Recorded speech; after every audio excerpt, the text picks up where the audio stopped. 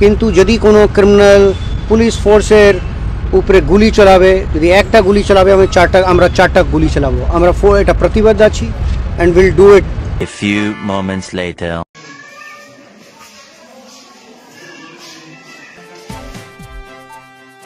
পুলিশের উপর কেউ একটা গুলি চালালে আমরা চারটে গুলি চালাবো বলেছেন রাজ্যের DG director general Rajeev Kumar. তার বলার কয়েক ঘন্টার মধ্যেই আমরা দেখলাম পুলিশ চারটে হয়তো চালায়নি, কিন্তু তিনটে চালিয়ে দিয়েছে এবং ঢের হয়ে গেছে এই গোয়ালপুকুর, উত্তর দিনাজপুরের গোয়ালপুকুর গুলিকাণ্ডে, পুলিশের উপর গুলি চালানো কাণ্ডে প্রধান অভিযুক্ত সাজ্জাক আলম। সাজ্জাক আলমের এনকাউন্টার করে দিল মমতা বন্দ্যোপাধ্যায়ের পুলিশ। মমতার পুলিশ কি এবার যোগী আদিত্যনাথের পথেই হাঁটা শুরু করলো? আপনারা ভাবছেন যে এটাকে আমি কেন সাপোর্ট করছি? প্রত্যেকেরই বিচার পাওয়ার অধিকার আছে, যত বড় অপরাধী হোক না কেন তাকে আদালতে পেশ করে বিচার করতে হবে। আমাদের দেশটার এখন যে অবস্থা না, আমাদের রাজ্যের এখন যে অবস্থা না, আপনাকে ধর্মযুদ্ধে কিছুটা অধর্মের সাহায্য নিতেই হবে, যেটা যোগী আদিত্যনাথকে আমরা দেখতে পেয়েছি।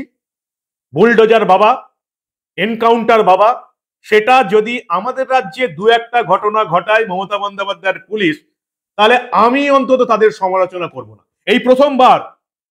এই প্রথমবার মমতা বন্দ্যোপাধ্যায়ের পুলিশ, যদি ওটাকে এনকাউন্টার বলা হচ্ছে, এটা যদি অন্যায় হয়ে থাকে, এই প্রথম পুলিশের সমালোচনা করব না। কারণ এই পুলিশের হাতে 34 আর এই 15, 49 বছরে পুলিশের হাত থেকে লাঠি কেড়ে নিয়েছে সরকার। বন্দুক তো অনেক দূরের কথা। বিভিন্ন কারণে, ভোটের কারণে, তোষণের কারণে, দুষ্কৃতীদের নেতারা সঙ্গে নিয়ে ঘুরছে, এই কারণে পুলিশ একেবারে অথর্ব হয়ে গেছে। অথর্ব হয়ে আমাদের রাজ্যে পুলিশ এখন শুধুমাত্র শাসক দলের তাবেদারি করে। সিপিএম আমলেও একই জিনিস দেখেছি, তৃণমূল আমলে আরো বেশি করে দেখছি। কিন্তু পুলিশের উপর থেকে যদি দুষ্কৃতীদের ভয় চলে যায়, তাহলে সেই রাজ্যে প্রশাসন বা আইন বলে কিছু থাকে না, যেটা আমার রাজ্যের বর্তমান অবস্থা। তাই আজকের এই সাজ্জাক আলম এনকাউন্টার কাণ্ড যদি আরো কয়েকটা এই পশ্চিমবঙ্গের মানুষ দেখতে পায়, তাহলে আর কিছু হোক না হোক দুষ্কৃতীদের মনে ভয় ধরবে, তারা অন্তত পুলিশের উপর গুলি চালাবে না। ঠিক কি হলো সবটা দেখাবো আপনাদের। এই প্রতিবেদন শেষ অবধি দেখুন। আমি মানব, দ্য নিউজ বাংলায় আপনাদের স্বাগত জানাচ্ছি।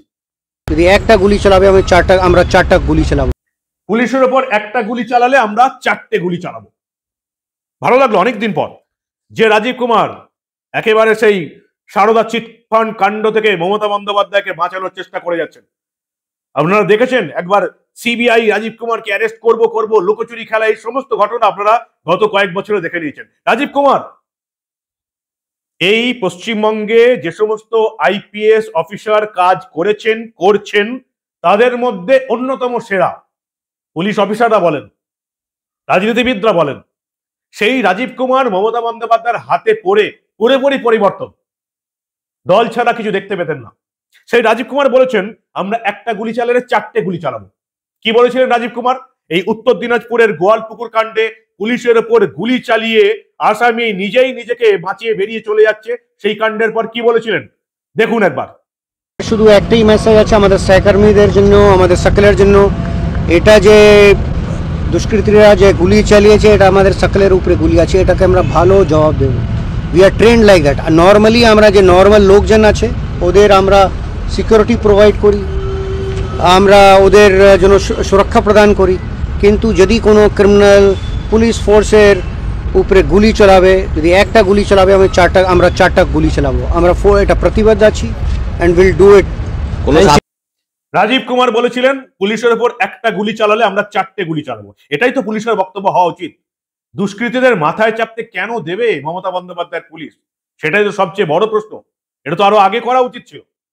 রাজীব কুমারের এই বক্তব্যের পরেই আমরা দেখলাম যে এই গোয়ালপুকুর কাণ্ডে চোপড়া সীমান্তে এনকাউন্টার হলো এবং সেখানে মূল অপরাধী সাজ্জাক আলমের মৃত্যু হয়ে গেছে।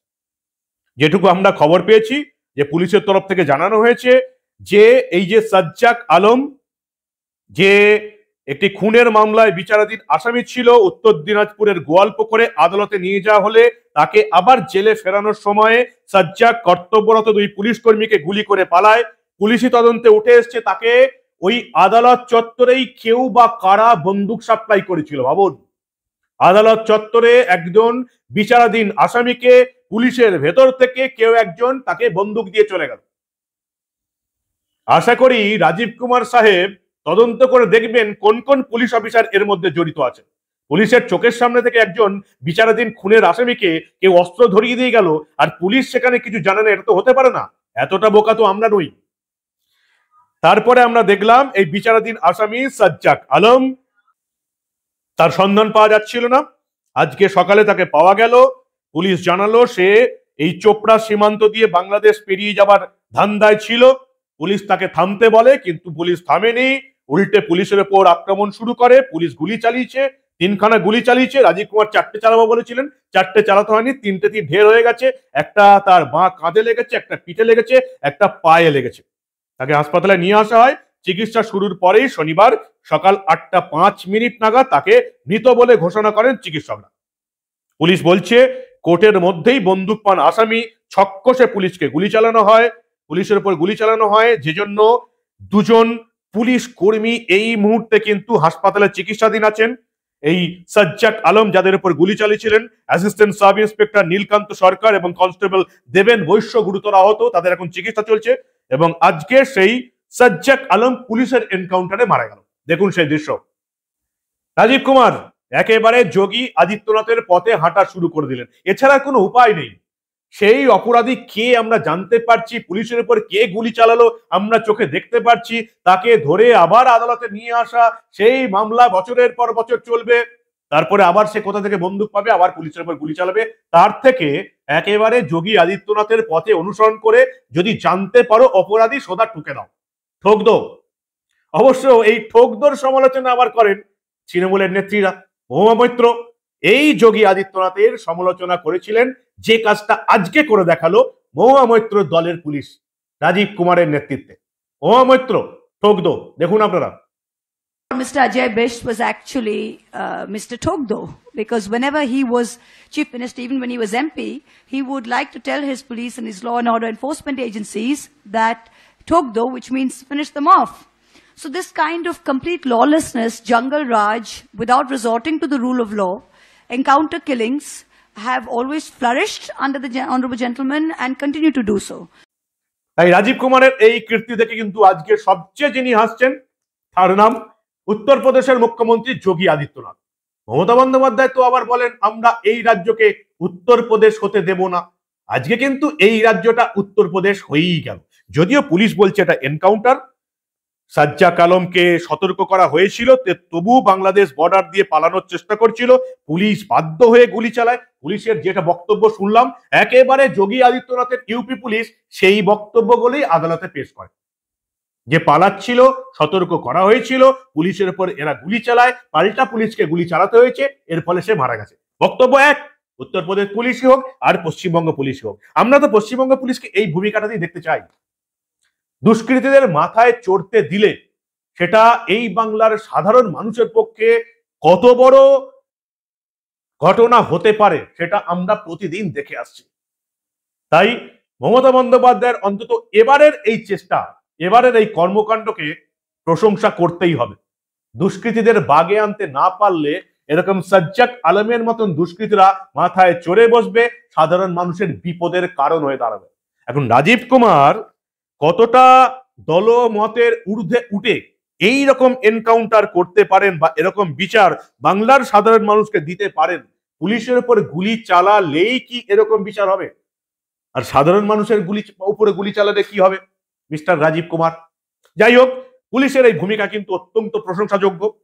যদিও এটা একেবারেই আইন মেনে হয়নি, যে অভিযোগটা উত্তরপ্রদেশ পুলিশের বিরুদ্ধে ওঠে সেটা নিশ্চয়ই পশ্চিমবঙ্গ পুলিশের বিরুদ্ধে উঠবে, এনকাউন্টারের অভিযোগ। কিন্তু ওই যে বললাম, পুলিশকে মাঝে মাঝে এই রকমের কাণ্ড করতে হয়, কারণ আমরাও জানি ধর্মযুদ্ধে মাঝে মাঝে অধর্মের সাহায্য নিতে হয়। অনেকদিন পর মমতা বন্দ্যোপাধ্যায়ের পুলিশের প্রশংসা করতে ইচ্ছা হলো। কি বলবেন আপনারা? যোগী আদিত্যনাথের পথ অনুসরণ করলেন মমতা বন্দ্যোপাধ্যায়, রাজীব কুমারের পুলিশ। আপনাদের মূল্যবান এবং গুরুত্বপূর্ণ মতামত জানান দা নিউজ বাংলার কমেন্ট সেকশনে, আর দেখতে থাকুন দা নিউজ বাংলা। আমরা আবার এই ধরনের ঘটনা, মেইনস্ট্রিম মিডিয়া যে অ্যাঙ্গেলে আপনাদের খবরগুলো দেখাবে না, আমরা সেই ধরনের ঘটনা সেই অ্যাঙ্গেলে দেখাবো, কারণ আমরা কোনো খবর চেপে রাখতে দেব না।